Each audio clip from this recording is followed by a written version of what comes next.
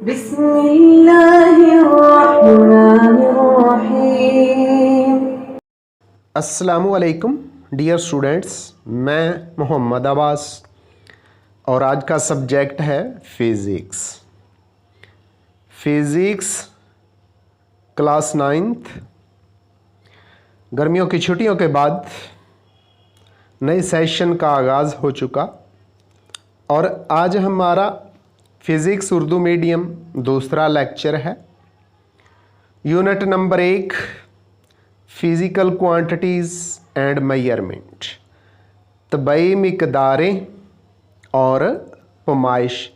तो इसके अंदर आज जो दूसरा क्वेश्चन करने जा रहे हैं वो है फिज़िक्स की ब्रांचेस। तो यूनिट नंबर 1 क्या है?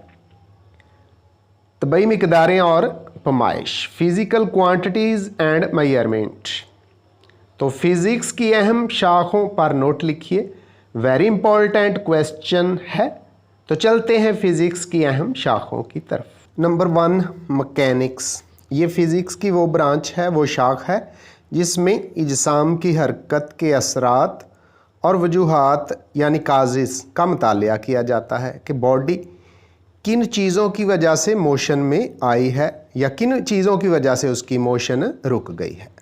नंबर 2 हीट, हरारत। ये फ़िज़िक्स की वो ब्रांच है जिसमें हरारत की माहियत, नेचर ऑफ हीट, उसके असरात कहाँ कहाँ होते हैं और इंतकाल हरारत, ट्रांसफ़र ऑफ हीट पर बहस की जाती है कि हीट के वो कौन से ज़रिए हैं, कौन से तरीके हैं जिसकी वजह से हीट एक जगह से दूसरी जगह ट्रांसफ़र हो गई है। नंबर 3 आवाज़, साउंड।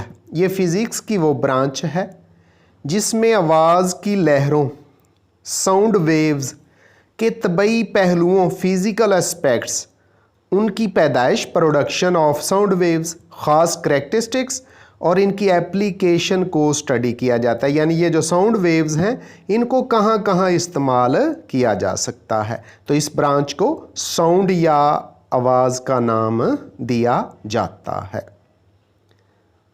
तो प्रोडक्शन ऑफ साउंड उस वक्त होती है जब बॉडी वाइब्रेट करती है। नंबर 4 रोशनी, बसरियात, जिसको ऑप्टिक्स भी कहते हैं। ये फ़िज़िक्स की वो ब्रांच है जिसमें रोशनी के तबई पहलुओं यानी फ़िज़िकल एस्पेक्ट्स और इसके करैक्टरिस्टिक्स यानी ख़ास का मुतालिया किया जाता है।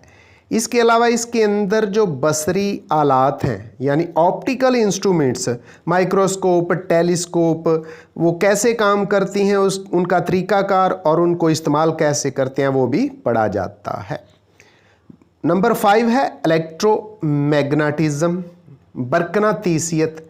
फ़िज़िक्स की इस ब्रांच में साकन यानी वो चार्जेस जो एट रेस्ट होते हैं, स्टैटिक, और मुतहर्रक चार्जेस दो तरह के हैं, पॉजिटिव और नेगेटिव, उनके असरात और उनके मैग्नेटिज़म के साथ जो ताल्लुकात हैं को ज़ेर बहस लाया जाता है। यानी चार्जेस की वजह से मैग्नेट प्रोड्यूस होता है और मैग्नेट की वजह से चार्ज प्रोड्यूस होते हैं। इस रिलेशन को भी इलेक्ट्रोमैग्नेटिज़म के अंदर स्टडी किया जाता है। तो चार्जेस दो तरह के होते हैं, रेस्ट पोजीशन में और इन मोशन होते हैं, उनको भी इस ब्रांच के अंदर स्टडी किया जाता है। तो नेक्स्ट ब्रांच जो है फिज़िक्स की वो है जी नंबर 6। अब हम उसको स्टडी करते हैं, लेकिन उससे पहले चूँकि अगस्त आ चुका है तो इसलिए मेरी तरफ से आपको जश्न आज़ादी मुबारक। इसके साथ ही मेरे चैनल को please subscribe my channel and click the bell icon दबा दें ताकि आने वाला जो भी नया लेक्चर आए, जो भी वीडियो आए, उसका नोटिफिकेशन आपको मिलता रहे और मेरी वीडियोस और लेक्चर्स को आगे शेयर भी किया करें जी। तो ब्रांच नंबर 6 है एटॉमिक फ़िज़िक्स।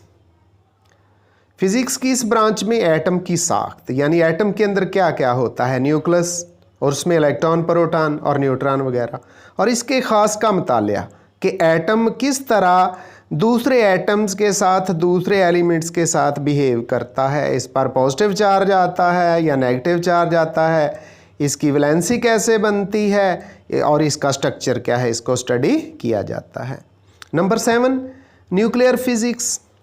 ये फिजिक्स की वो ब्रांच है जिसमें एटम के न्यूक्लियाई यानी एटम के अंदर न्यूक्लियस होता है जिसमें प्रोटॉन और इलेक्ट्रॉन होते हैं, और प्रोटॉन की वजह से इस पर पॉजिटिव चार्ज होता है, न्यूट्रॉन पर कोई चार्ज नहीं होता। और इसमें मौजूद पार्टिकल्स तो ये प्रोटॉन और न्यूट्रॉन ही होते हैं, उनके ख़ास और वो किस तरह बिहेव करते हैं, यानी प्रोटॉन और न्यूट्रॉन का बिहेव कैसा होता है उसको स्टडी किया जाता है। इसको न्यूक्लियर फिज़िक्स का नाम दिया जाता है। तो न्यूक्लियर फिज़िक्स के बाद आगे है जी फिज़िक्स की ब्रांच नंबर 8। तो अब हम ब्रांच नंबर 8 की डेफिनेशन करेंगे और उसकी थोड़ी सी वजाहत करेंगे। तो ब्रांच नंबर 8 है प्लाज्मा फिज़िक्स। इसके अंदर भी एटम्स ही होते हैं, लेकिन एटम्स वो होते हैं जिनके इलेक्ट्रॉन चले गए हों। फिज़िक्स की इस ब्रांच में मादे की आयोनिक हालत यानी आप कहेंगे एक्साइटेड स्टेट की पैदाइश और ख़ास पर बहस की जाती है। जब किसी एटम का एलिमेंट का टेम्परेचर खूब बढ़ जाता है तो उसके इलेक्ट्रॉन्स उसको छोड़ देते हैं और वो आयन बन जाता है। इस स्टेट को प्लाज्मा फिज़िक्स कहते हैं। नंबर 9 और लास्ट ब्रांच है ये फिज़िक्स की जियो फिज़िक्स। जियो का मतलब है ज़मीन। तो ज़मीन के अंदर क्या कुछ हो रहा है, उसमें कौन सी चेंजेस आ रही हैं, उसका अंदर वाला स्ट्रक्चर क्या है, इस अंदर वाले स्ट्रक्चर को और उसमें आने वाली चेंजेस को जो हम स्टडी करते हैं, इस मतालिया को हम जियो फिज़िक्स का नाम देते हैं।